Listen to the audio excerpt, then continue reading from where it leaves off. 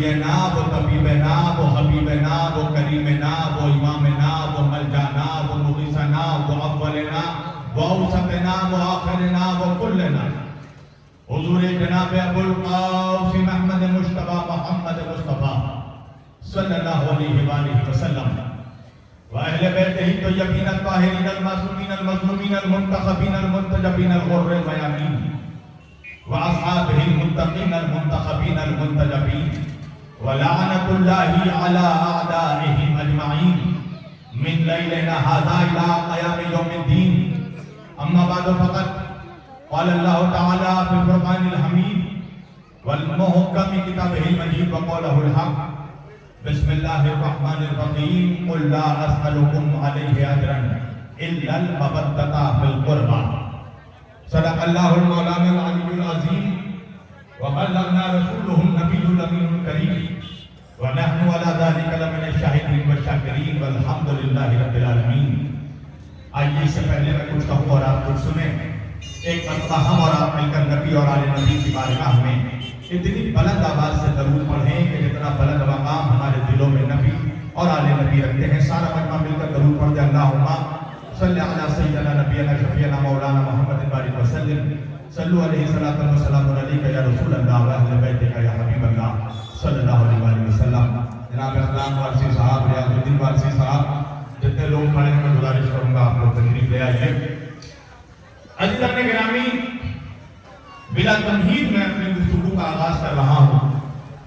مجھ سے قبل آپ لوگوں نے ماشاءاللہ ہندوستان اور شہر بنگال کے معتبر ترین آوازوں کو آپ نے سماعت کیا اور میرے سامنے اس وقت دنیا خطابت کا ایک چمکتا ہوا آفتاب مولانا علامہ جناب اسلم مینائی صاحب اللہ میرے روبرو موجود ہیں.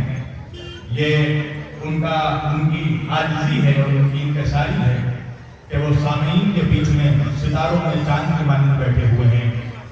میں ان کا ممنون مشکور ہوں کہ جو یہاں پر میری حوصلہ افزائی کے لیے آئے.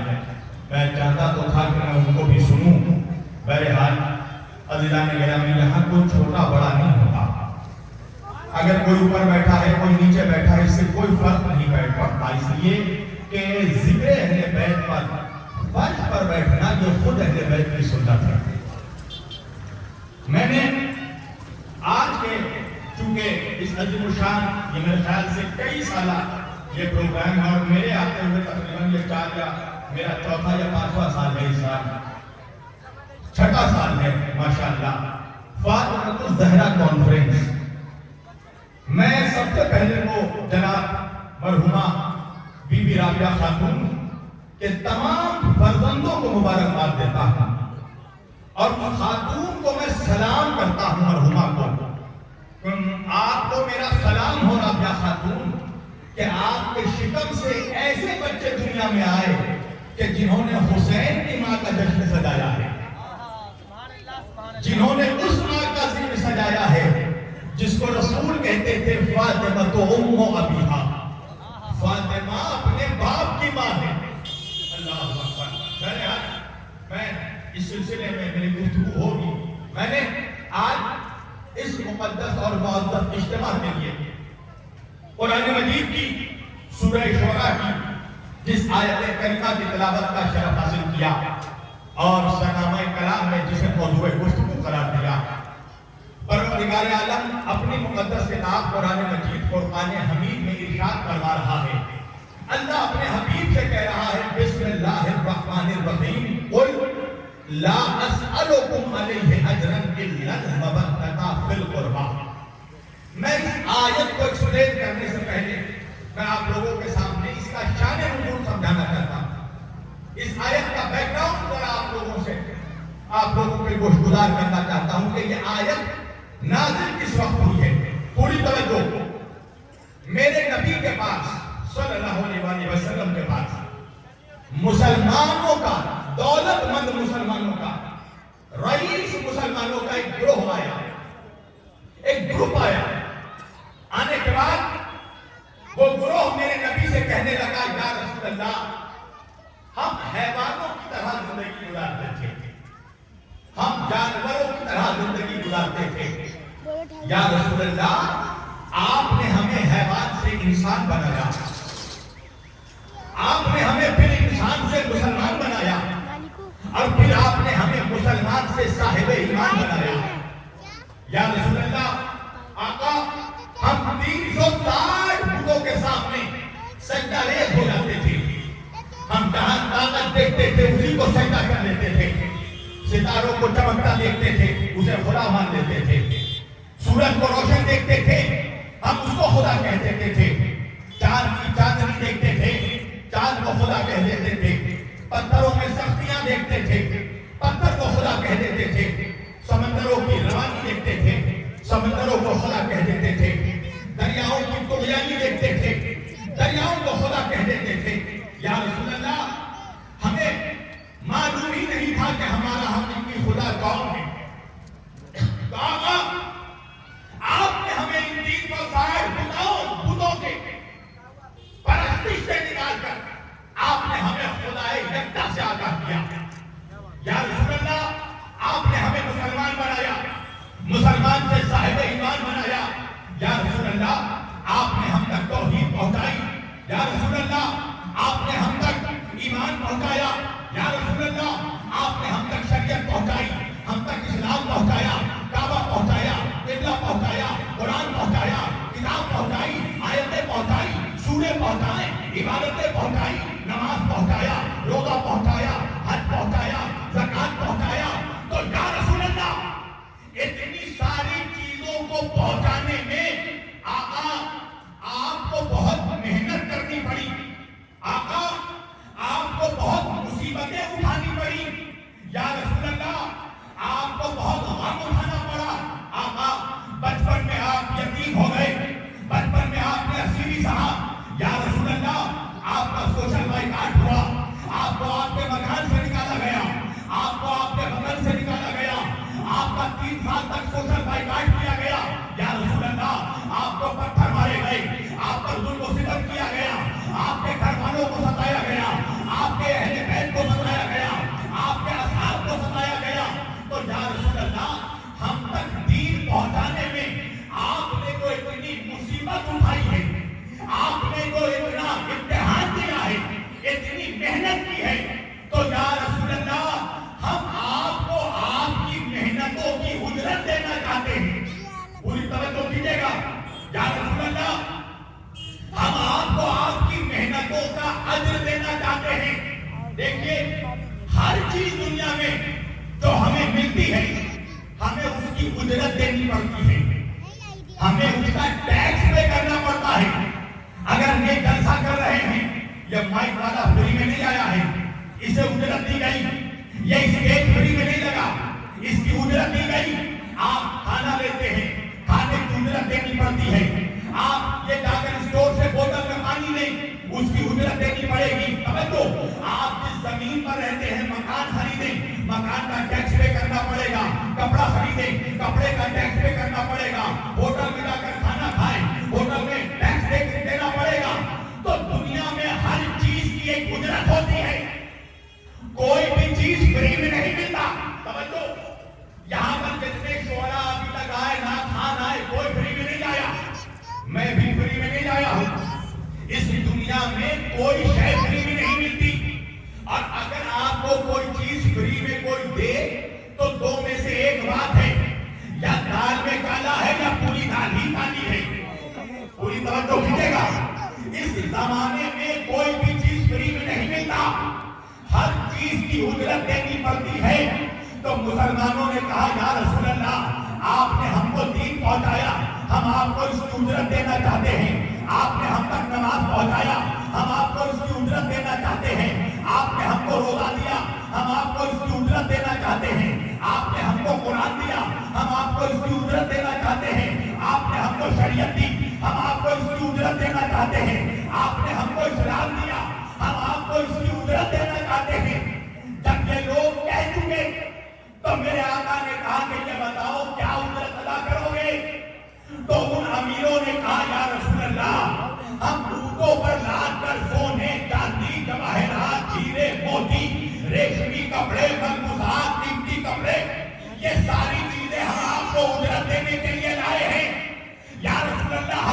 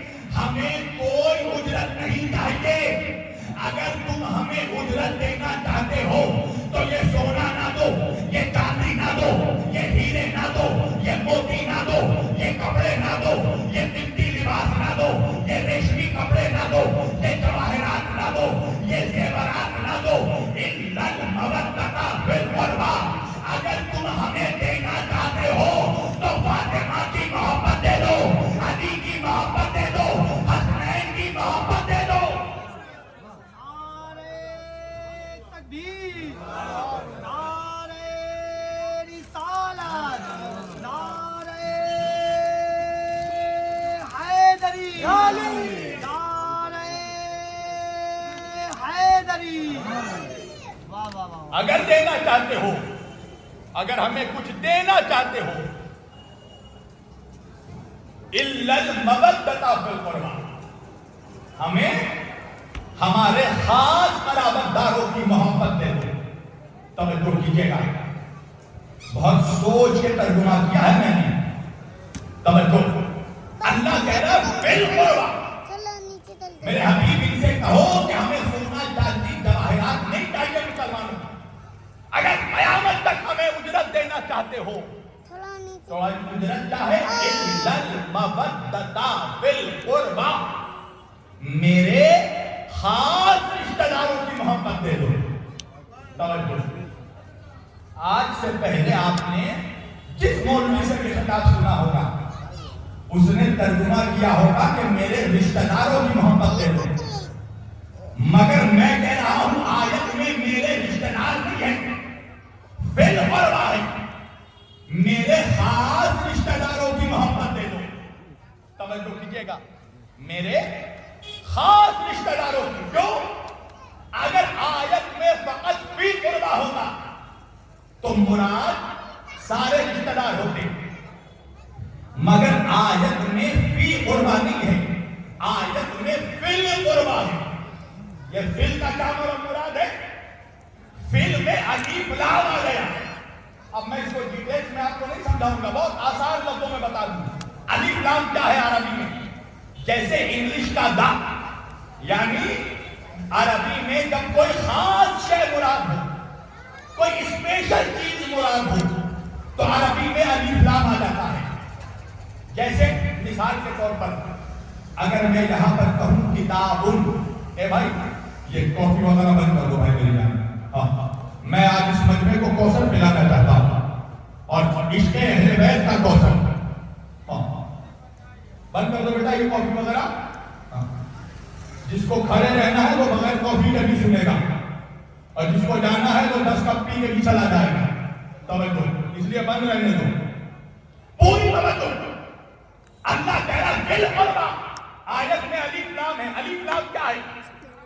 عربی میں الف لام جہاں آ جائے تو مراد عام لوگ نہیں، خاص لوگ ہوتے ہیں. جیسے اگر میں یہاں پر بیٹھ کر کہوں کتابن تو کتابن سے مراد کوئی بھی کتاب ہو سکتی ہے، انگلش، ہسٹری، میتھمیٹکس، سائنس، جغرافی، کوئی بھی کتاب. پر اگر میں الف لام لگا دوں اور میں کہوں الکتاب تو اب الکتاب سے مراد ہر کتاب نہیں ہوگی، کوئی خاص کتاب. توجہ، تو اللہ فی قربانی کہہ رہا ہے آیت میں، اللہ کہہ رہا ہے فی القربہ الف لام، یعنی جنرل رشتہ دار نہیں، خاص رشتہ دار. میرے خاص رشتہ داروں کی محبت دے دو. توجہ کیجیے گا. چلو اور ایکسپلین کر دوں میں. قرآن میں اللہ نے اہل بیت کے سلسلے میں ایک اور آیت نازل کی ہے، سورہ احزاب. سورہ احزاب یہ قرآن مجید کا 33واں سورہ ہے اور 33ویں سورے کی 33ویں آیت ہے. توجہ، اس کا بھی بیک گراؤنڈ میں سمجھا دوں. جو اہل بیت کے چاہنے والے ہیں ان کے گھر کا بچہ جانتا ہے کہ آیت تطہیر کیا ہوتی ہے. بیک گراؤنڈ سمجھاتا ہوں. کیا ہوا؟ ایک روز نبی صلی اللہ علیہ وسلم جناب فاطمہ زہرا رسول اللہ کی بیٹی کی ایک چادر تھی، یمن کی چادر، کسائے یمنی. رسول اللہ اپنی بیٹی جناب فاطمہ زہرا کی یمنی چادر اوڑھے آرام کر رہے تھے. توجہ، جناب سیدہ کے مکان میں. اتنے میں امام حسن گھر پہ آئے اور آنے کے بعد امام حسن نے اپنی اماں جناب فاطمہ زہرا سے کہا، آلا انی اشم عندکی رائحۃ طیبۃ کأن رائحۃ اخی وابن امی رسول اللہ، کأن رائحۃ جد رسول اللہ. اے اماں جان، میں ایک ایسی خوشبو محسوس کر رہا ہوں جیسے وہ خوشبو میرے نانا رسول اللہ کے جسم مبارک کی صلی اللہ علیہ وسلم. جناب فاطمہ زہرا نے کہا، بیٹا حسن، آپ کے نانا رسول اللہ میری چادر اوڑھے، یمنی چادر اوڑھے کمرے میں آرام فرما رہے ہیں. امام حسن آئے، نانا سے اجازت مانگی. نانا مجھے بھی اجازت ہے میں بھی چادر میں آ جاؤں؟ کہا میرے لال۔ امام حسن بھی رسول اللہ کے ساتھ چادر میں داخل ہو گئے۔ اس حدیث کے راوی ہیں حضرت جابر بن عبداللہ انصاری رضی اللہ تعالی عنہ۔ فرماتے ہیں کوئی دیر گزری، امام حسین آئے اور آنے کے بعد وحید اللہ کہا ماں سے، کانا قالا کانا انہو یا اے امیران، اے اماں، انی اشم عندک رائحۃ طیبۃ کأنہا رائحۃ جد رسول اللہ صلی اللہ علیہ وآلہ وسلم۔ میں ایسی خوشبو محسوس کر رہا ہوں جیسے کہ خوشبو میرے نانا رسول اللہ صلی اللہ علیہ وآلہ وسلم کے جسم مبارک کی ہو۔ جناب سیدہ نے امام حسین سے بھی کہا بیٹا حسین، آپ کے نانا آپ کے بھائی حسن کے ساتھ چادر اوڑھے آرام کر رہے ہیں۔ امام حسین علیہ السلام آئے، آنے کے بعد نانا سے اجازت مانگی، نانا اجازت ہے نانا میں بھی چادر میں آ جاؤں؟ رسول پاک صلی اللہ علیہ وسلم نے کہا میرے لال حسین۔ اب حسین بھی چادر میں داخل ہوئے۔ سنیے، اب تھوڑی دیر گزری کہ مولا علی تشریف لائے اور وہی جملہ کہا جو جملہ بیٹوں نے کہا۔ کیا کہا؟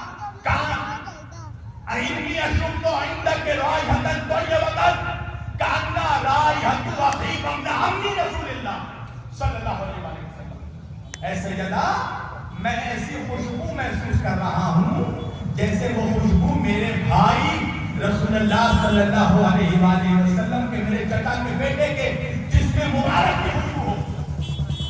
شہزادی جناب سیدہ فرماتی ہے علی، آپ کے بھائی میرے بابا رسول اللہ چادر میں آپ کے بچوں کے ساتھ آرام کر رہے ہیں، یمنی چادر ہو رہے تھے۔ مولا علی تشریف لائے اور آنے کے بعد اجازت مانگی، آقا اجازت ہے میں بھی آپ کے نواسوں کے ساتھ چادر میں آ جاؤں؟ مولا علی نے کہا یہ علی، رسول اللہ نے کہا او علی۔ علی بھی چادر میں داخل ہوئے۔ اب جناب سیدہ خود اندر آئی کمرے میں اور آنے کے بعد کہا کہ بابا کیا مجھے بھی اجازت ہے کہ میں بھی آپ چاروں کے ساتھ چادر میں شامل ہو جاؤں؟ رسول اللہ نے کہا او سیدہ آپ بھی چادر میں آ جائیں۔ اچھا، کچھ منحوس لوگ پوچھتے ہیں نا کہ پنجتن کیا ہے؟ آج کے بعد اگر کوئی پوچھے تو بتا دینا پنجتن کیا ہے۔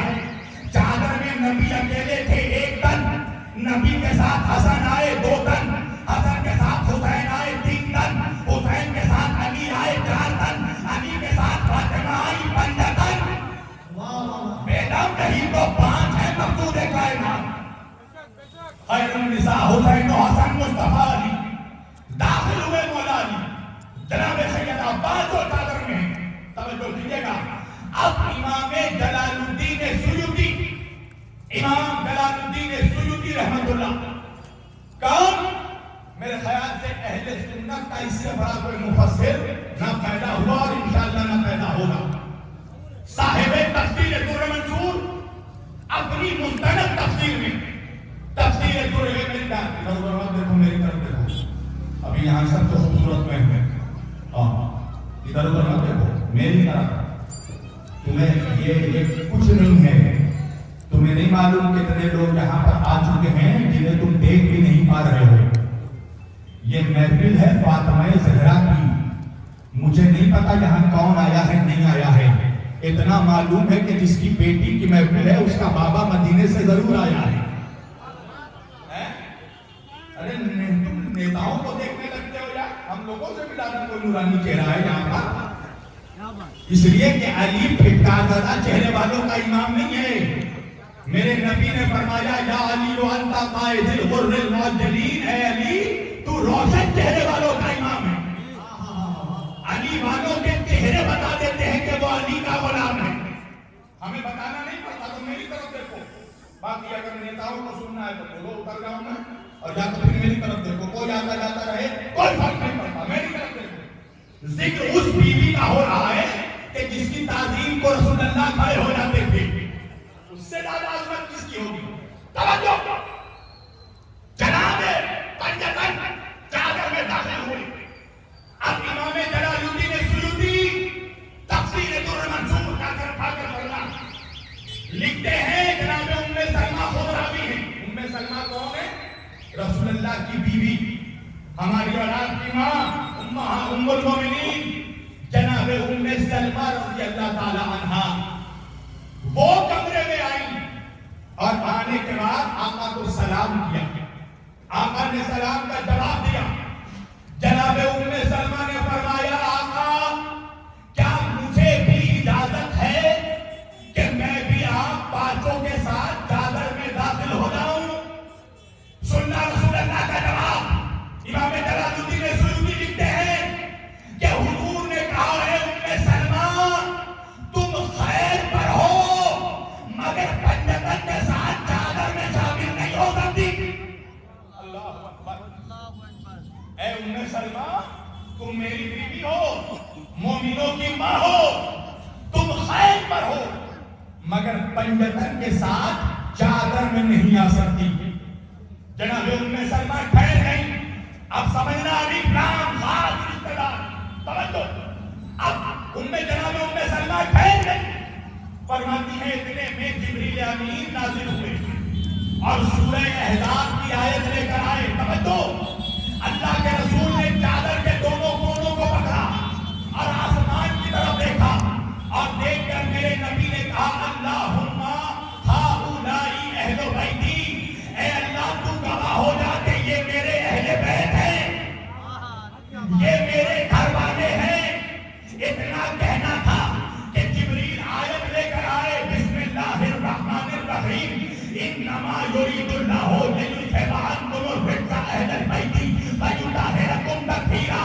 اے آقا اللہ فرماتا ہے کہ اللہ کا یہ ارادہ ہے کہ اللہ آپ کے تمام گھر والوں سے, آپ کے اہل بیت سے اللہ ہر طرح کی گندگی کو دور رکھے گا. ویطہرکم تطہیرا. اور آپ لوگوں کو ویسے ہی پاک رکھے گا جیسے پاک رکھنے کا حق ہے. اللہ قرآن میں کہہ رہا ہے ہم اہل بیت سے گندگی کو دور رکھیں گے, نجاست کو دور رکھیں گے, برائیوں کو دور رکھیں گے. تو بھائی ہم لوگوں سے لوگ پوچھتے کیوں ہے کہ جب اہل بیت کے نام کا جلسہ ہوتا ہے تو سب کیوں نہیں آتے؟ ہم کیا کریں بھائی؟ اللہ قرآن میں کہہ رہا ہے ہم گندگی کو اہل بیت کے قریب آنے نہیں دیں گے.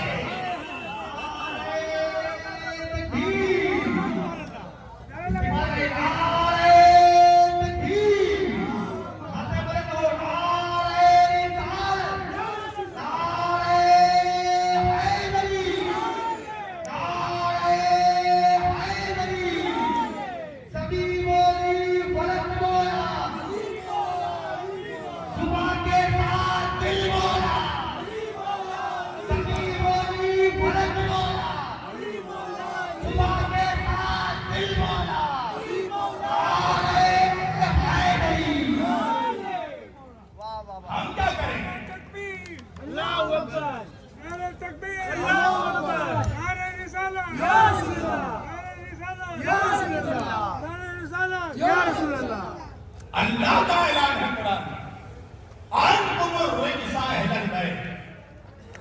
اے میرے حبیب ہم آپ کے اہل بیت کے قریب کسی طرح کے رجس کو پہنچنے نہیں دیں گے. را جیم سین 3 حروف ہیں, 3 الفابیٹس ہیں. رجس کیا ہے؟ ہر طرح کی گندگی, ہر طرح کی نجاست, ہر طرح کی برائی, ہر طرح کا جھوٹ, ہر طرح کی حرام کاری, ہر طرح کا بہتان جب جمع ہوتا ہے تو ان 3 حروف میں جمع ہو جاتا ہے, را جیم سین.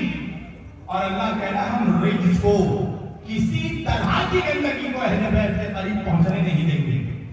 تو بھائی جس کے اندر جسمانی گندگی ہو جب وہ اہل بیت کے قریب نہیں آ سکتا تو جس کے اندر خاندانی گندگی ہو وہ کیا اہل بیت کے قریب آئے گا؟ تو یہاں جشن فاطمہ الزہرا میں جو بھی آیا ہے وہ یہ نہ سوچے کہ وہ آیا ہے, وہ بلایا گیا ہے. اور جو نہیں آیا وہ یہ نہ سوچے کہ نہیں آیا, اسے آنے دیا نہیں گیا ہے. یہ اللہ کا اختیار ہے. یرید اللہ, اللہ اکبر. اللہ کہنا اللہ کا ارادہ ہے, اس کا ارادہ. کیا ہے اس کا ارادہ؟ کون؟ فیکون. وہ صرف کہتا, وہ سوچتا نہیں ہے ہماری طرح. اللہ نے کائنات کو بنانے کے لیے کوئی آرکیٹیکچر کو نہیں بلایا، کوئی انجینئر کو، کوئی آرکیٹیکٹ کو نہیں بلایا کہ میں بناؤ، ڈیزائن بناؤ، نہیں، اس نے فقط کہا کن ہو جا، فیکن ہو گیا۔ یہ ہے اللہ کا ارادہ۔ انما یرید اللہ، اللہ کا ارادہ ہے لیذھب عنکم الرجس اہل البیت، اے میرے نبی کے اہل بیت نہیں، اب میں آ گیا موضوع پر۔ اللہ کہہ رہا ہے اہل البیت، آیت پڑھنا ہے، اللہ نے اہل بیت نہیں کہا، اللہ کہہ رہا ہے اہل البیت، یہاں بھی الف لام ہے، یعنی تمام گھر والے نہیں، کچھ خاص گھر والے۔ توجہ کیجئے گا، یہاں بھی الف لام ہے۔ بھائی ضرورت کیا تھی؟ اس لیے کہ اللہ کو بھی معلوم تھا کہ ملا بہت چالاک ہے، اگر الف لام نہیں لگاؤں گا تو سب کو اہل بیت میں لے آئے گا، خالہ کو، پھپھو کو، چچا کو، ماموں کو، بھانجے کو، سب کو لے آئے گا۔ اللہ نے کہا اہل البیت، الف لام، خاص گھر والوں کو۔ توجہ، اب بات سمجھ میں آئی؟ اچھا چلو آپ لوگوں کو بھی سمجھ میں نہیں آ رہی ہوگی کچھ باتیں، سمجھا دیتا ہوں مثال کے طور پر۔ یہ خاص گھر والے کیا ہوتے ہیں؟ خاص رشتہ دار کیا ہوتے ہیں؟ سمجھو اس چیز، رشتہ داری دو طرح کی ہوتی ہے، دو طرح کے ریلیشن شپ ہوتے ہیں، ایک ہوتی ہے عام رشتہ داری اور ایک ہوتی ہے خاص رشتہ داری۔ فرق کیا ہے دونوں میں؟ عام رشتہ داری وہ رشتے ہیں جو ہم بناتے ہیں، اور خاص رشتہ داری وہ رشتے ہوتے ہیں جسے اللہ بناتا ہے۔ عام رشتہ داری جنرل ریلیشن شپ جو ہم بناتے ہیں، جیسے دوستی کا رشتہ، ہم طے کرتے ہیں ہمارا دوست کون ہوگا، جس سے چاہے دوستی کریں، ہماری مرضی، سید سے کرے، پٹھان سے کریں، پولیس سے کریں، چور سے کریں، ڈاکٹر سے کریں، مریض سے کریں، امیر سے کرے، غریب سے کرے، دولت مند سے کرے، بھکاری سے کرے، گورے سے کرے، کالے سے کرے، ہماری مرضی، جسے چاہے دوست بنا لے، جس سے چاہے دوستی کر لے، یہ ہم چنتے ہیں، یہ ہماری اتھارٹی، ہمارا اختیار ہے، ہم ڈیسائیڈ کرتے ہیں کہ ہمارا دوست کون ہوگا۔ یہ ہے عام رشتہ داری، ہم ڈیسائیڈ کرتے ہیں۔ دوسرا رشتہ، عام رشتہ، بیوی کا رشتہ، یہ بھی ہم ڈیسائیڈ کرتے ہیں شمیم بھائی کہ ہماری بیوی کون ہوگی۔ ہاں توجہ، ہماری مرضی، جس سے چاہے شادی کریں، گوری سے کرے، کالی سے کرے، لمبی سے کرے، ناٹی سے کرے، موٹی سے کرے، چھوٹی سے کریں، غریب سے کریں، امیر سے کریں، ہماری مرضی، جس لڑکی سے شادی کریں۔ ہم چنتے ہیں ہماری بیوی کون ہوگی، ہم ڈیسائیڈ کرتے ہیں، یہ ہے عام رشتہ داری۔ تیسرا رشتہ، سسر کا رشتہ، یہ بھی ہم ڈیسائیڈ کرتے ہیں ہمارے فادر ان لو کون ہوں گے، ہمارا سسر کون ہوگا، یہ ہم ڈیسائیڈ کرتے ہیں، ہماری مرضی، جسے سسر بنا لے، جس کی بیٹی سے شادی کر دے، غریب کو سسر بنا لے، امیر کو سسر بنا لے، بھکاری کو سسر بنا لے، گورے کو بنا لے، کالے کو بنا لے، پٹھان کو بنا لے، قصائی کو بنا لے، ہماری مرضی، ہم ڈیسائیڈ کرتے ہیں ہمارا سسر کون ہوگا۔ چوتھا رشتہ، ساس کا رشتہ، مدر ان لو، ہم ڈیسائیڈ کرتے ہیں ہماری ساسو ماں کون ہوگی، موٹی ہوگی یا چھوٹی ہوگی، ناٹی ہوگی یا لمبی ہوگی، گوری ہوگی یا کالی ہوگی، ہماری مرضی، جسے چاہے ساس بنا لے۔ یہ ہے عام رشتہ داری۔ خاص رشتہ داری وہ رشتہ ہے جسے اللہ بناتا ہے، جیسے اولاد کا رشتہ۔ بڑا سے بڑا مولوی ہو، اگر بیٹی پریگننٹ، اگر بیوی پریگننٹ ہے تو پہلے سے پیشن گوئی پریڈکشن نہیں کر سکتا کہ بیٹا ہوگا یا بیٹی۔ اللہ بیٹا دے تو بھی قبول کرنا پڑے گا، اللہ بیٹی دے تو بھی قبول کرنا پڑے گا، اس لیے کہ اولاد کا رشتہ ہم نہیں بناتے، اللہ بنا کر بھیجتا ہے، جسے بنا کر بھیجنے قبول کرنا پڑے گا۔ توجہ، چاہے نارمل ہو یا نارمل ہو، قبول کرنا پڑے گا، ایکسپٹ کرنا پڑے گا۔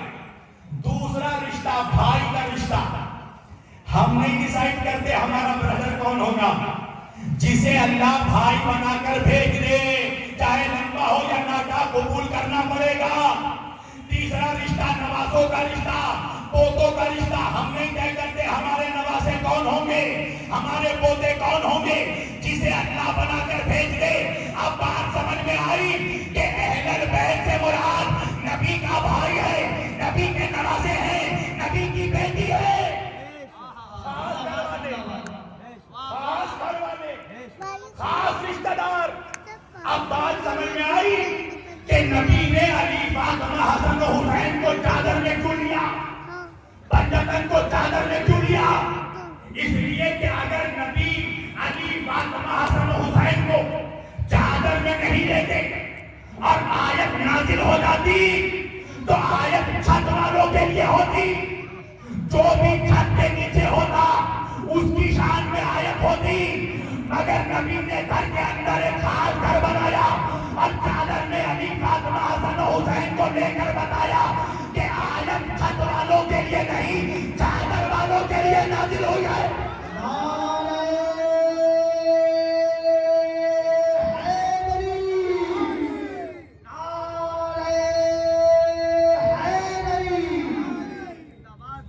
نبی نے مکان کے اندر ایک اسپیشل مکان بنایا اور چادر میں لیا ہے پنجتن. اگر چادر میں لیا تب آیت اتری ہے, اگر اس سے پہلے آیت اترتی تو آیت چھت والوں کے لیے ہوگی. نبی نے چادر میں لے کر بتایا کہ تمام گھر والوں کے لیے نہیں, اسپیشل گھر والوں کے لیے آیت آئی ہے. اب کہاں مر گئے وہ جن لوگوں کو بڑا شوق ہے کہ سب کو اہل بیت میں شامل کریں؟ ارے قرآن تو سمجھ لے, اللہ اہل بیت نہیں, اہل بیت.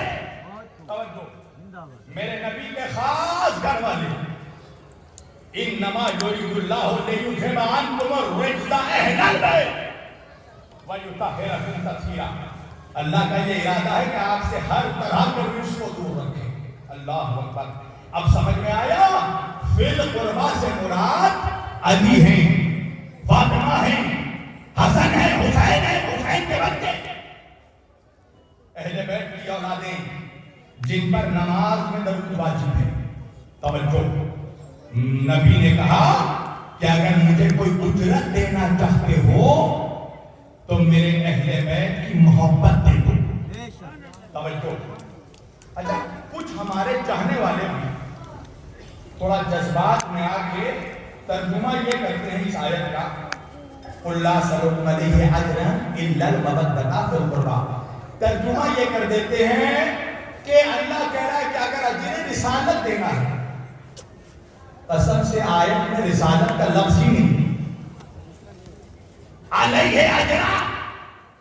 اگر تم اجرت دینا چاہتے ہو, کاہے کی اجرت؟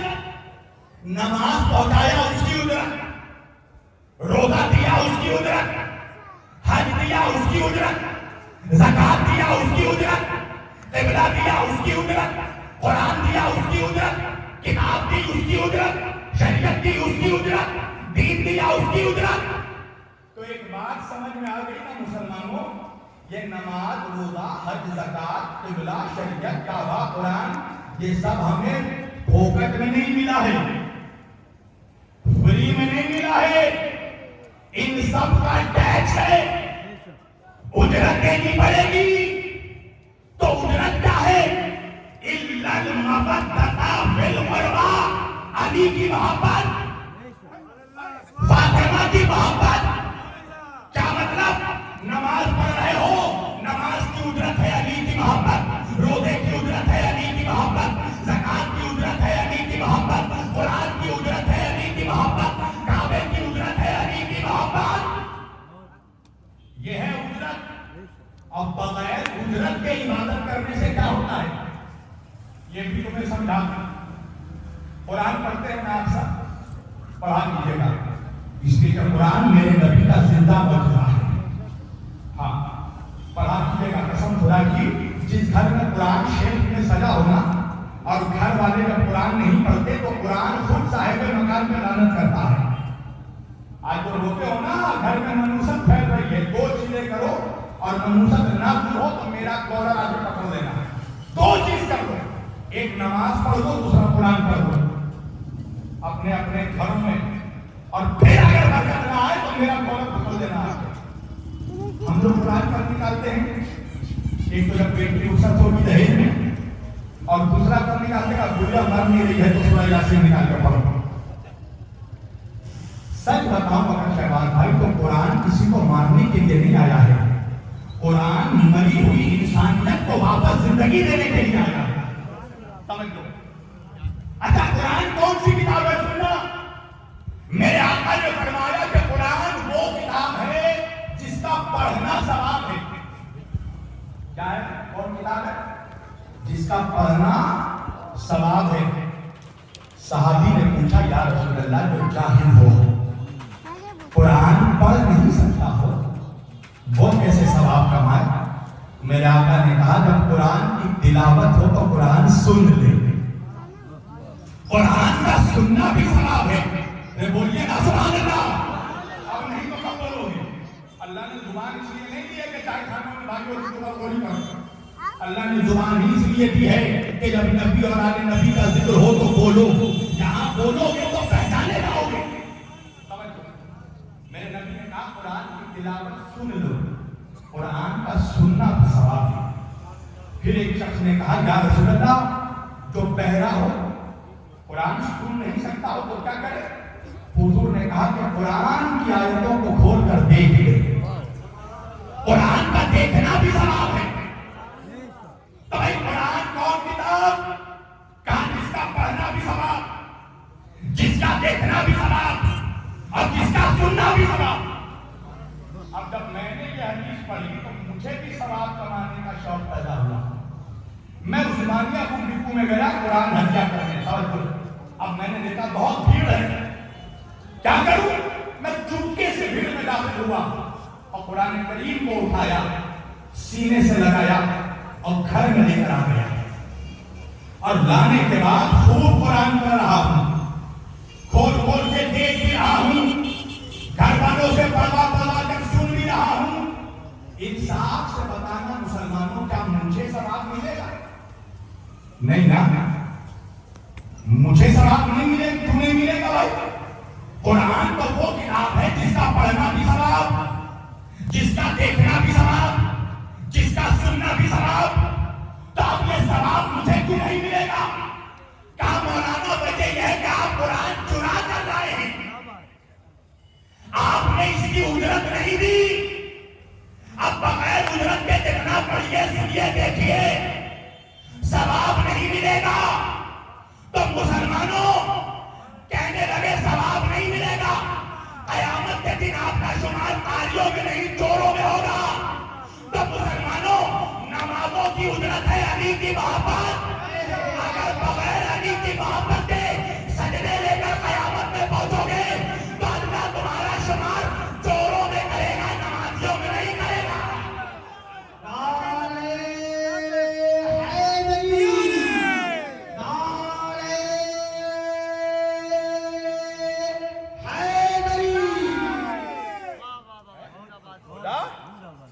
خدا تمہارا شمار سجدہ گزاروں میں نہیں کرے گا، اس چوروں میں کرے گا. چرا کر لایا ہے، اجرت ادا نہیں کیا. یہ روایت نہیں آیت ہے. علیہ اجر الا المودۃ فی القربى، یہ اجر ہے. سورہ شورى کی آیت ہے. اجرت ہے میرے اہل بیت کی محبت. اسلام شریعت اجرت ہے اہل بیت کی محبت. بغیر اجرت کے نمازوں لے کر پہنچے گا، سجدے لے کر پہنچے گا. تو کسی کے مکان میں چلا جا، بغیر اس کی اجازت کے نماز پڑھ کر دیکھا، اللہ تیری نماز کو منہ پر مار دے گا. اس لیے کہ قبضے کی زمین پر نماز جائز نہیں ہے. توجہ، اجرت دے. مسلمان ہر چیز فری میں لینا چاہتا ہے اجرت. اور نبی نے اجرت سونا چاندی نہیں مانگا. کیا مانگا ہے؟ اہل بیت کی محبت، اپنے گھر والوں کی محبت. اور آیت اگر پڑھیے تو آیت میں محبت کا لفظ بھی نہیں ہے. اب تو میں آیا ہوں ٹاپک پہ. آیت میں لفظ محبت بھی نہیں ہے، آیت میں لفظ مودت ہے. مودت فی القربى. توجہ، آپ پوچھے گا مولانا مودت کس کو کہتے ہیں؟ مودت کہتے ہیں، دیکھیں محبت کی بھی کئی کوالٹی ہوتی ہے. مودت کہتے ہیں محبت کی ایکسٹریم کوالٹی کو، یعنی جس محبت میں شدت ہو، جس محبت میں کمپرومائز نہیں ہو، آپ نے بہت سے ایسے مولوی دیکھا ہوگا کہ جیسا جلسہ دیکھا جیسا مجمع ویسی تقریر نہیں. اس کو محبت تو کہہ سکتے ہو, مودت نہیں کہہ سکتے. مودت کہتے ہیں شدت والی محبت, یعنی مجمع دوستوں کا ہو تب بھی علی علی کروں گا, اور مجمع دشمنوں کا ہو تب بھی علی علی کروں گا. کوئی واہی دے گا تب بھی علی علی کروں گا, کوئی فتوے دے گا تب بھی علی علی کروں گا.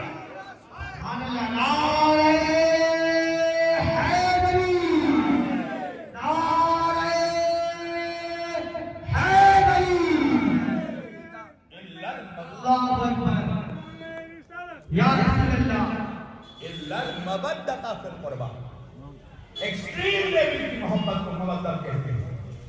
آپ لوگوں کو آسانی سے سمجھاؤں کیا ہے مودت اور محبت میں فرق کیا ہے.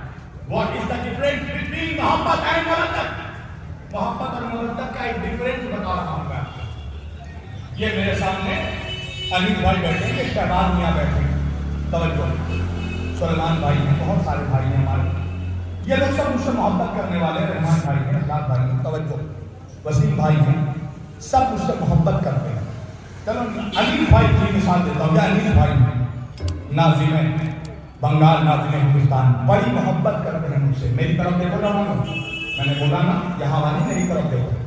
یہ گفتگو تمہیں روز روز نہیں ملے گی. چندہ پہ تقریر روز روز سن سکتے ہو, علی پہ بولنے کے لیے کلیجہ کرتے ہیں. سنو جو بول رہا ہوں, سنو بہت غور سے. بہت قیمتی باتیں, بہت دیر میں نہیں بولتا, میں بہت لمیٹڈ ٹائم پہ بہت ساری چیزیں پہنچانے کا آدمی ہوں. یہ انیس مجھ سے بڑی محبت کرتے ہیں. توجہ, اب دیکھو محبت اور مودت میں فرق کیا ہے. یہاں پر جلسے کے بعد میرے اوپر حملہ ہو گیا, اٹیک ہو گیا. اچھا ہو بھی سکتا ہے, منافقوں کو تو ہم ہی لوگ سے خطرہ ہے نا. ہاں, منافقوں کو منافقوں سے خطرہ نہیں ہوتا, منافقوں کو ہمیشہ مومنوں سے خطرہ ہوتا ہے. میرے اوپر حملہ ہوا, اٹیک ہوا, یہ مجھے چھوڑ کر بھاگ جائے تو اس کا کیا مطلب ہے؟ یہ مجھ سے نفرت کرتے ہیں؟ نہیں, یہ مجھ سے محبت کرتے ہیں.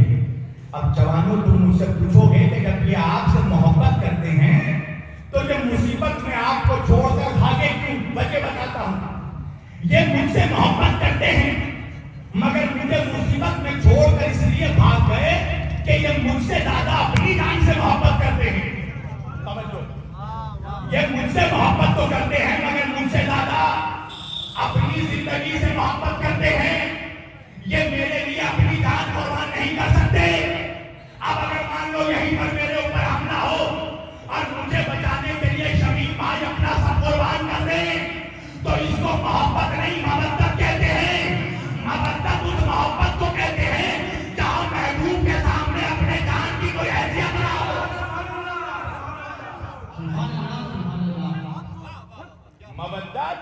مودت اس محبت کو کہتے ہیں جہاں اپنے جان کی کوئی حیثیت نہ ہو محبوب کے سامنے.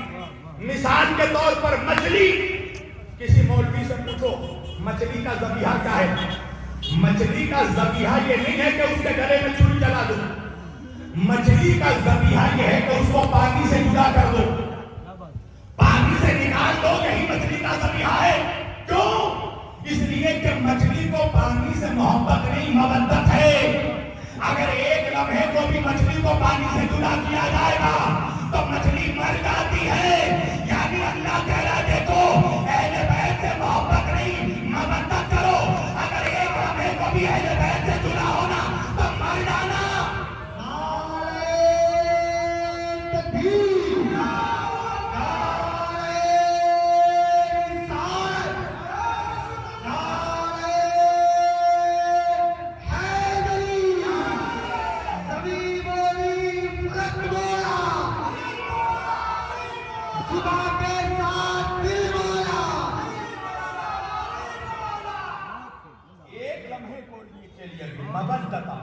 یہ قرآن ہے, قرآن ملا کا بیان نہیں ہے, اللہ کا اعلان ہے.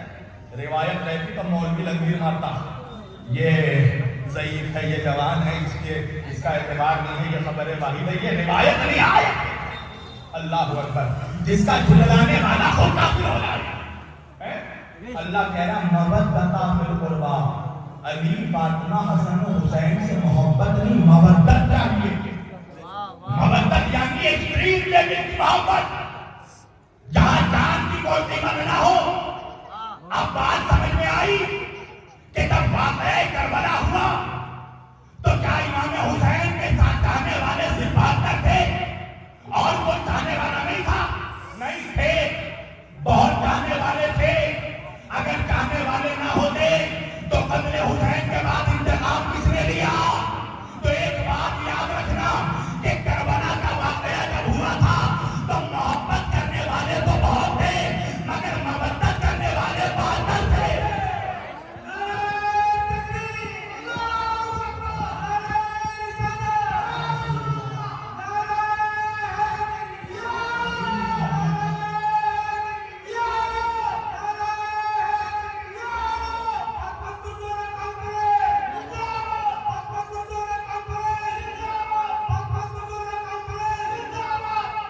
محبت کرنے والے بہت تھے.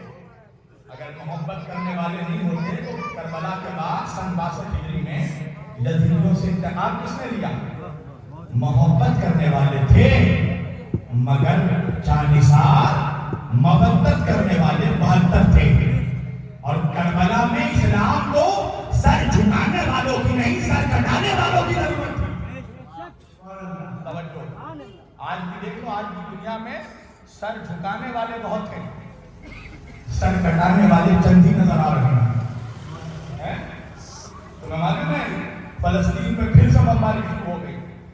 کل 110 لوگ مر گئے.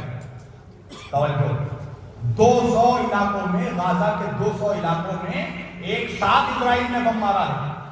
توجہ، تو سر جھکانے والے تو ہر جگہ ہیں، قطر میں بھی ہیں، کویت میں بھی ہیں، عمان میں بھی ہیں، دبئی میں بھی ہیں. سر کٹانے والے فلسطین میں نظر آ رہے ہیں. اور اسلام کو سر جھکانے والوں کی ضرورت نہیں ہے.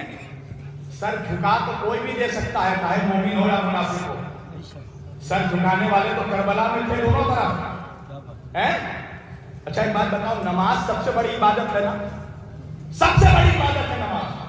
اللہ کے رسول فرماتے ہیں فَإِن قُبِلَتْ قُبِلَ مَا سَوَاهَا وَإِن رُدَّتْ رُدَّ مَا سَوَاهَا.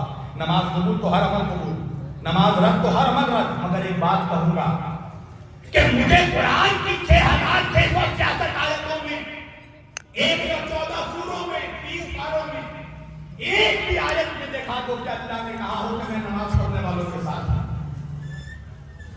ایک آیت دیکھا دو کہ اللہ نے کہا ہو میں نمازیوں کے ساتھ ہوں. کہیں کہا اللہ نے؟ نہیں کہا. اچھا نماز کے بعد سب سے بڑی عبادت کون سی ہے؟ روزہ ہے نا. پورے قرآن میں مجھے کہیں پر بھی دکھاؤ کہ اللہ نے کہا ہو کہ میں روزہ رکھنے والوں کے ساتھ ہوں. روزے کے بعد حج، پورے قرآن میں مجھے کہیں دکھاؤ کہ اللہ نے کہا ہو میں حج کرنے والوں کے ساتھ ہوں، حاجیوں کے ساتھ ہوں. حج کے بعد زکات، پورے قرآن میں کسی آیت میں مجھے دکھاؤ کہ اللہ نے کہا ہو میں زکاتیوں کے ساتھ ہوں. سب کچھ چھوڑو، یہی دیکھا تو کہ اللہ نے کہا میں مولویوں کے ساتھ ہوں. مولوی خوش ہو جاتا، اللہ کہہ دیتا. مگر اللہ نے یہ نہیں کہا کہ میں نمازیوں کے ساتھ، میں روزے داروں کے ساتھ، میں مولویوں کے ساتھ، میں حافظوں کے ساتھ. کیوں؟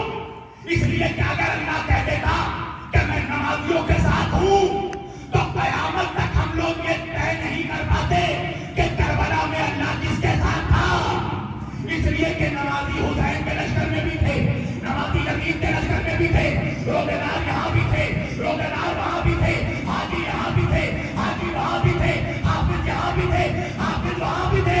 اللہ نے کہا ان اللہ مع الصابرین، میں صبر کرنے والوں کے ساتھ. اس لیے کہ حسین صبر کرنے والے، یزید صبر کرنے والا.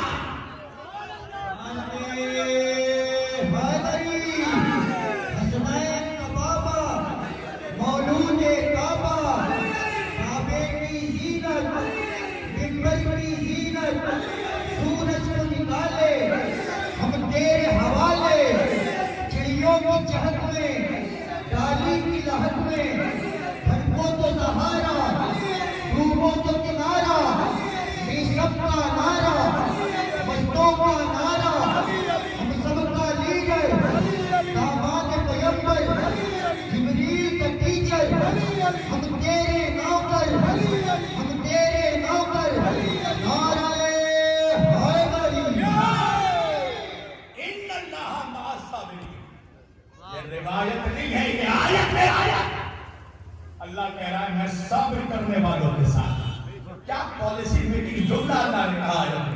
میں صبر کرنے والوں کے ساتھ ہوں، اس لیے کہ کربلا میں حسین صبر کرنے والے، یزید جبر کرنے والا. یعنی ایک جملہ کہہ دوں، اللہ قرآن میں کہہ رہا ہے میں حسینیوں کے ساتھ ہوں، میں ان نمازیوں کے ساتھ ہوں.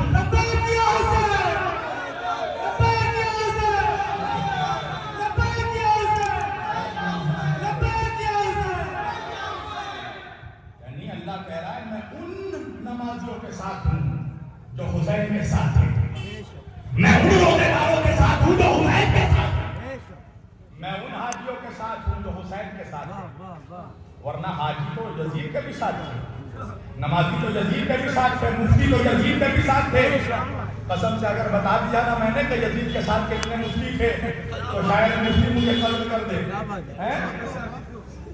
حافظ یزید کے بھی ساتھ، نمازی یزید کے بھی ساتھ. اللہ نے کہا کہ یہ مت دیکھ کہ نماز کس کے ساتھ ہے، یہ دیکھ کہ اہل بیت کس کے ساتھ ہے، یہ دیکھ کہ حسین کس کے ساتھ ہے. خالی ظاہری دکھاوے کا نام اسلام نہیں ہے. آج جو لوگ یہ اسلام کے نام پر بم بلاسٹ کر رہے ہیں، مسجدوں کو اڑا رہے ہیں. ہمارے ہندوستان میں ایک مسجد شہید ہوئی، ہم نے پورا ٹھیکہ ہندوؤں پہ توڑ دیا. اور پاکستان میں ہر جمعہ میں ایک مسجد شہید ہو رہی ہے. ہر جمعے کی نماز میں ہر ہفتہ کوئی نہ کوئی گھس جا رہا ہے بم دبا کے، خود کو بھی اڑا رہا ہے، اپنے ساتھ 100 بچوں کو اڑا دے رہا ہے. یہ کون سا اسلام ہے؟ اس کا مطلب یہ ہے کہ ابھی بچے ہوئے لعنت کے ہار باقی ہیں. یزید مر گیا، کچھ رشتہ دار باقی ہیں. یہ حسینیت نہیں ہے کہ مسجد میں جا کر اپنے لوگوں کو کہاں ہے یہ منحوس دہشت گرد، یہ منحوس ٹیررسٹ جو بچوں کو اللہ اکبر کہہ کر ذبح کر رہے تھے سیریا میں، آج کیوں نہیں لاتے فلسطین میں اسرائیل سے لڑنے کے لیے؟ کہاں مر گئے یہ منحوس؟ کہاں مر گئی یزید کی اولادیں جنہوں نے 8 سال میں 5 لاکھ 5.5 لاکھ لوگوں کو، مسلمانوں کو شہید کر دیا، ذبح کر دیا، بچوں کو مارا ہے اللہ اکبر کہہ کر سیریا میں، عراق میں. آج وہ منحوس کیوں نہیں جاتے فلسطین کے مسلمانوں کی مدد کرنے؟ آج کہاں چلے گئی ان کی غیرت؟ آج کہاں چلے گئے وہ؟ تو بات وہی ہے کہ دیکھنا پڑے گا کہ دل میں یزید ہے یا حسین ہے. سر میں خالی سجدوں کے نشان مت دیکھو. مجھے سمجھ میں نہیں آتی، میری عمر 32 سال سے زیادہ ہو گئی، آج تک میرے سر پہ نشان نہیں آیا، مگر میں دیکھتا ہوں 32 دن جو ہوا ہے مسجد جاتے ہوئے فوراً اتنا بڑا کالا داغ نکل جاتا ہے. اس سے پوچھو کہ ابھی سجدہ کرنے گیا تھا جدائی پہنچ گیا، 1 مہینے میں رمضان میں پورا نشان آ گیا. اللہ کو تیرا دکھاوا نہیں پسند، اللہ تو دیکھتا ہے کہ دل میں حسین ہے کہ نہیں، اہل بیت کی محبت ہے کہ نہیں. یہ کم بڑا جملہ، ان اللہ مع الصابرین، اللہ صبر کرنے والوں کے ساتھ ہے. کربلا سے مسلمان 2 گروپ میں بٹ گیا، ایک یزید کا گروپ ہے، ایک حسین کا گروپ ہے. ہم پتہ کیسے لگائیں یزیدی کون ہے حسینی کون؟ آج دیکھ لو، کل یزیدیوں نے بچوں کے گلے پر چھری چلائی تھی، اکبر کے گلے پہ تیر چلایا تھا، تو آج جو اللہ اکبر کہہ کے بچوں کا سر کاٹتا ہوا نظر آئے، سمجھ لینا اس کا بلڈ گروپ یزید سے ملتا ہے. اور تو حسین کے نام پر کافروں کو شربت پلاتا ہوا نظر آئے، سمجھ لینا اس کا بلڈ گروپ حسین سے ملتا ہے.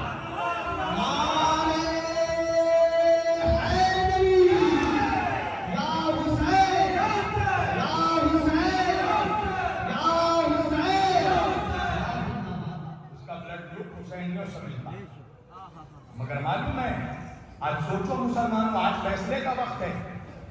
سوچو کہ مسلمانوں کی ایسی حالت کیوں ہے. پوری دنیا میں ہم مار کیوں کھا رہے ہیں؟ لوگ کہتے ہیں مسجد میں نمازی کا، میں جھوٹ بول رہا ہے.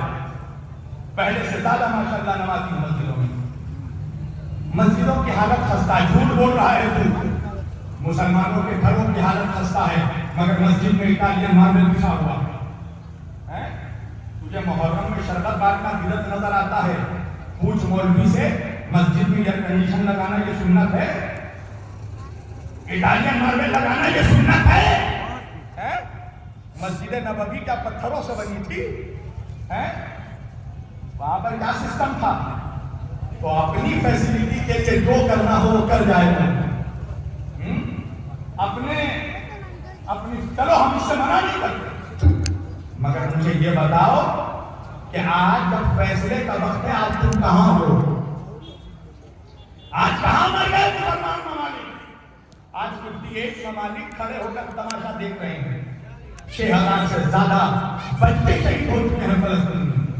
آج کہاں گئی تمہاری غیرت ہے؟ آج کس دل میں چھپے ہوئے ہو تم؟ آج کیوں نہیں نکلتے؟ آج پوری دنیا میں مسلمانوں کو چاہیے کہ ہم غور کریں کہ ہمارے زوال کا ریزن کیا ہے، کیوں مار کھا رہے ہیں ہم چاروں طرف. آج قسم خدا کی وقت آ گیا جب ٹرین میں ہم سفر کرتے ہیں نا، ہم لوگ کو ڈر لگتا ہے. اس وقت یہ شعرا بیٹھے ہیں، مولانا اسلم بنائی صاحب، ان لوگوں سے پوچھیے کہ ٹرین میں اس وقت سفر کرنا کتنا ڈینجرس ہو چکا ہے. یعنی اگر کوئی داڑھی ٹوپی اور کرتا پائجامہ یا آبا پہن کر ہم سفر کرتے ہیں تو نفرتوں سے ہمیں دیکھا جاتا ہے. پتہ نہیں ڈر لگتا ہے، ہم سیٹ سے اتر نہیں پاتے ہیں کہ کیا پتا کہاں پر کیا ہو جائے گا. کیوں بھائی اتنی نفرت کیوں پیدا ہو گئی دلوں میں؟ آپ فلائٹ میں نہ آئیں، فلائٹ میں دیکھیں اگر آپ داڑھی ٹوپی آبا کبا پہن کر جائیے دیکھیے نفرت سے دیکھا جاتا ہے. ایسا لگتا ہے کہ ہر مسلمان ٹیررسٹ ہے، ہر داڑھی ٹوپی والے میں ٹیررسٹ نظر آتا ہے، دہشت گرد نظر آتا ہے. کیوں؟ ذرا سوچو اس کی وجہ کیا ہے؟ کیا غلطی ہو رہی ہے ہم سے؟ کیا مسٹیک ہو رہا ہے ہم سے؟ کوئی کہتا ہے نمازی کا میں جھوٹ بول رہا ہے. ماشاءاللہ نمازیوں کا ریشیو بڑھ رہا ہے. ابھی میں دیکھ رہا ہوں مسلمان گھروں میں روزہ داروں کا ریشیو بڑھ رہا ہے. بچے رکھ رہے ہیں روزہ.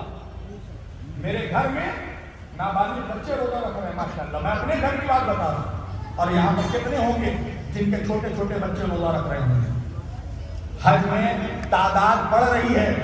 وہ تو سعودی عرب ویزا نہیں دیتا ہے ورنہ تو کروڑ بار ہو جائے. تو نمازیوں کی تعداد بڑھ رہی ہے، روزے داروں کی تعداد بڑھ رہی ہے، حاجیوں کی تعداد بڑھ رہی ہے، پھر بھی مسلمان مار کیوں کھا رہا ہے؟ وجہ یہ ہے کہ ہم نبی کی وصیت بھول گئے. اب تمہیں سناتا ہوں نبی کی وصیت کیا ہے. جب میرے نبی نے آخری حج کیا سن 10 لاکھ، میرے نبی کا پہلا اور آخری حج، یاد رکھیے گا میرے نبی نے زندگی میں ایک حج کیا ہے. پتا کیا چلا؟ حاجی بننا سنت رسول ہے مگر الحاج بننا سنت رسول نہیں ہے. ہاں جو سمجھ گئے ان کو میرا سلام. حاجی بننا سنت رسول ہے. ایک بار حج کیا نبی نے اور حج ایک ہی بار فرض ہے، اور وہ بھی فقیر بھکاری پہ نہیں، دولت مند پہ. یعنی آسان لفظوں میں میں بتا دوں کہ حج اس پر فرض ہے جس کو حج میں جانے کے بعد گھر کی ٹینشن نہ ہو کہ لوٹنے کے بعد میں اپنا گھر کیسے چلاؤں گا. اس پہ حج فرض ہے. بہت سمپل وے میں نے آپ کو سمجھا دیا. حج اس پر فرض ہے اور فرض ایک مرتبہ ہے، 100 بار نہیں ہے. اور یہ جو ابھی فیشن چلا ہے ہر سال حج پہ جا رہے ہیں. مطلب ایک بار 3 شیطان کو مارا تو 10 سال میں 30 بار مار دیا. ہر سال جا رہے ہیں. مجھے اختلاف اس سے نہیں ہے کہ مت جاؤ، مگر تب جاؤ جب تم نے سارے حق ادا کر دیے. اللہ نے بندوں پر فقط حقوق اللہ نہیں دیا ہے، حقوق العباد بھی دیا ہے. یعنی خالی نماز روزہ ہم پر فرض نہیں ہے، خالی اللہ کے حقوق نہیں ہے ہمارے کندھوں پر، حقوق العباد بھی ہے. ماں باپ کے حقوق، بچوں کے حقوق، بیوی کے حقوق، بہن کے حقوق، پڑوسی کے حقوق، یتیم کے حقوق، اسیر کے حقوق، پڑوسی کے حقوق. اللہ کے رسول فرماتے ہیں جس کا پڑوسی بھوکا سو گیا وہ مسلمان ہم میں سے نہیں ہے. توجہ، یہ کیا ہے؟ ہر سال حج کو جا رہا، پڑوسی کا مسلمان رو رہا ہے اپنی بیٹی کے، غریب بیٹی کی شادی کے لیے اس کے پاس پیسے نہیں ہیں.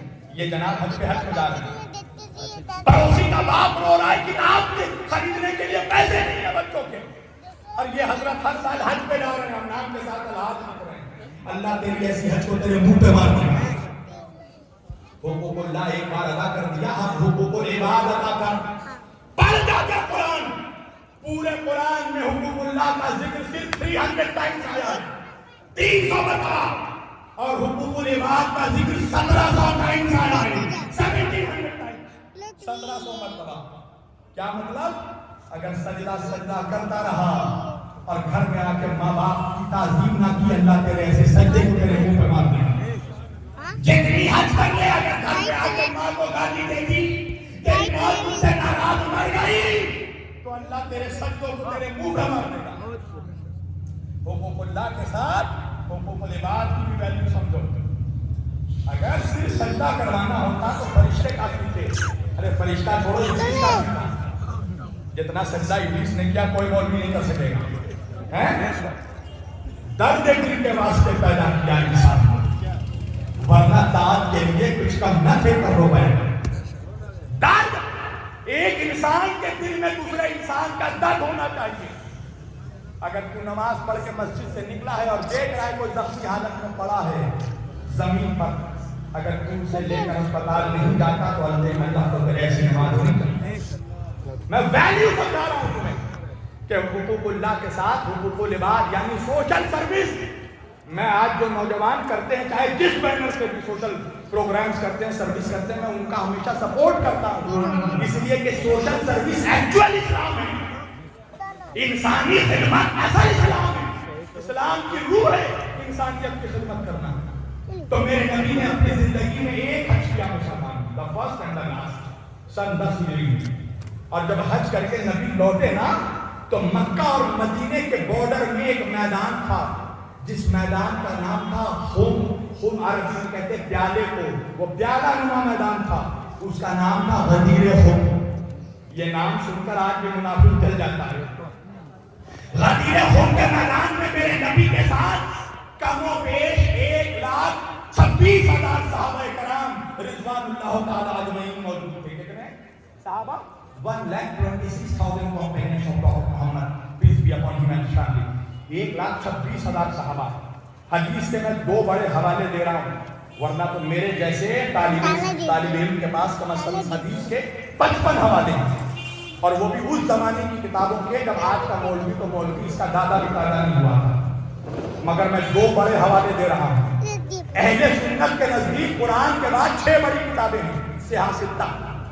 उन सिहाए सित्ता में 2 बड़े हवाले दे रहा हूँ मैं, एक सही मुस्लिम शरीफ और तिरमिजी शरीफ, 2 हवाले दे दिए मैंने। उसके अलावा तो इमाम अहमद बिन हम्बल से लेकर इमाम मुस्लिम तक, इमाम मुस्लिम से लेकर इमाम तिरमिजी तक, इमाम तिरमिजी से लेकर इमाम जलालुद्दीन सुयूती तक, इमाम जलालुद्दीन सुयूती से लेकर इमाम फखरुद्दीन राज़ी तक, इमाम फखरुद्दीन राज़ी से लेकर इमाम हैसमी तक, इमाम हैसमी से लेकर इमाम हाकिम निशापुरी तक, इमाम हाकिम निशापुरी से लेकर इमाम तबरानी तक, इमाम तबरानी से लेकर इमाम तबरी तक, इमाम तबरी से लेकर सैयद अली हमदानी तक, सैयद अली हमदानी से लेकर शेख सलेमान हनफी कुंदूदी तक, शेख सलेमान हनफी कुंदूदी से लेकर उबैदुल्लाह अमृतसरी तक, उबैदुल्लाह अमृतसरी से लेकर इमाम ख्वारज़मी तक, इमाम ख्वारज़मी से लेकर मुल्ला साले का शफीअत सुन्नियत हनफियत तिरमिजी तक। इतने हवाले दे दिए मैंने, तवज्जो, इतने हवाले दे दिए मैंने। मेरे नबी ने वसीयत की सहाबा से, 1,26,000 सहाबा मौजूद है, 1.25 लाख सहाबा। मेरे नबी ने फरमाया मेरे सहाबा को वक्त आ गया कि मैं अल्लाह से मुलाकात को चला जाऊं। सहाबाए कराम ने कहा या रसूल अल्लाह, आप अपने बाद किसको छोड़कर जा रहे हैं? हम आपके बाद किसका दामन पकड़ेंगे? मेरे नबी ने कहा तुमने कैसे सोचा कि मैं कयामत तक अपनी शरीयत को लावारिस छोड़कर जा सकता हूं? सहाबा ने कहा या रसूल अल्लाह, तो आपके बाद हम मुसलमान कयामत तक किसका दामन थामेंगे? मेरे नबी ने फरमाया इन्नी तारिकुन फीकुम मुस्तक़िलन किताब अल्लाह व इब्रती अहले बैती, मैं अपने बाद 2 भारी चीज छोड़कर जा रहा हूं, एक अल्लाह की किताब कुरान मजीद और दूसरी मेरी इब्रत मेरे अहले बैत।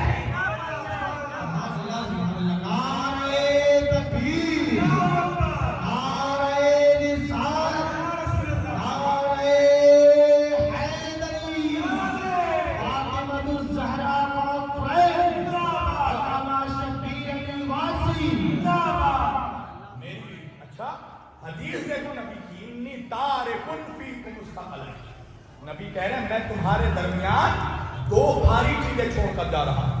सकलैन यानी 2 बराबर का वजन, अरबी में वजन को कहते हैं साक़, اور جب دو برابر کا وزن ہو، عربی میں تسنیہ کا صیغہ آ جاتا ہے. تسنیہ یعنی دو برابر کی چیز ہو تو یا اور نون کا اضافہ کر دیا جاتا ہے. جیسے دو سید برابر کے ہوں تو سید ہے، دو امام برابر کے ہوں تو امام ہے، دو حرم برابر کے ہوں تو حرم ہے، دو مشرق برابر کے ہوں تو مشرق ہے، دو مسجد برابر کے ہوں تو مسجد ہے. اسی طرح جب دو وزن برابر کے ہوں تو ثقل ہے. نبی کہہ رہے ہیں دو برابر کا وزن، دو برابر کی بھاری چیزیں چھوڑ کر جا رہا ہوں. کیا ہے وہ؟ کتاب اللہ، ایک اللہ کی کتاب ہے، دوسری واحد ربی اہل بیت.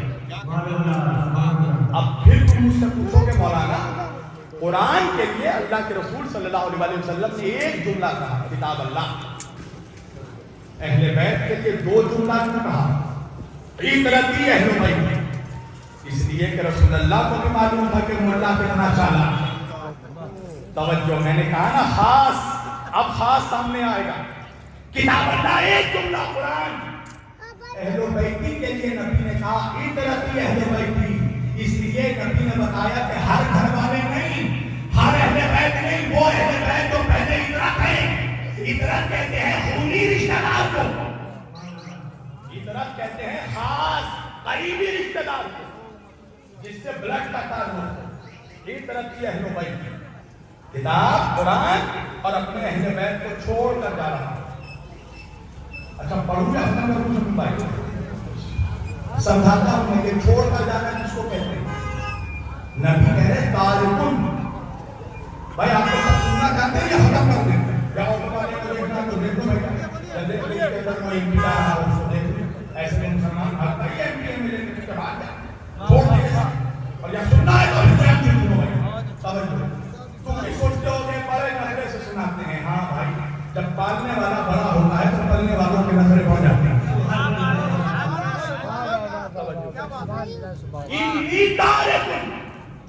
نبی کہہ رہے ہیں میں چھوڑ کر جا رہا ہوں. یہ چھوڑ کر جانے کا مطلب اسی سے ملتا جلتا ایک جملہ اللہ نے قرآن میں کہا ہے. نبی نے حدیث میں کہا انی تارک، اللہ نے قرآن میں کہا انی جاعل. فرق کیا ہے؟ نبی نے تارک کہا اہل بیت کے لیے اور اللہ نے جاعل کہا آدم علیہ السلام کے لیے. تارک کے معنی نبی کہہ رہے میں اہل بیت کو چھوڑ کر جا رہا ہوں اور اللہ نے کہا انی جاعل فی الارض خلیفہ.